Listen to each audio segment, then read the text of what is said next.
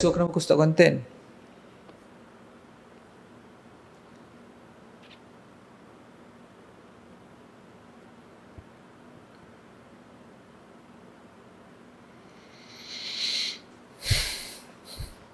Konten buat hidup aku tak tenang. Anxiety. Tak. Macam kalau hang buat konten kan, hang punya ibadah pun tak sempurna. Macam tak tahu lah kan, otak hang fikir yang tu, Fikir apa? fikir yang tu je lah. Content. Hidup hang revolve around social media. Tak tahu lah, bagi aku lah, personally lah. Jadi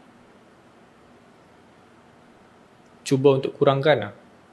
Kurang apa? Aku lama kan aku tak post. Kurangkan lah, tu lah maksudnya, cuba untuk kurangkan sebanyak mungkin lah. Tak sayang ke? Sayang, tapi hypothetical lah. Macam hang cakap dia 300,000 kan, rugi lah. 300,000 sebulan lah, rugi kan. Tapi tak sayang pun, biasa je. Faham tak? Tak, maksud aku like kau dah bina base following yang besar and kau nak tinggalkan dia orang macam tu, tak sayang ke?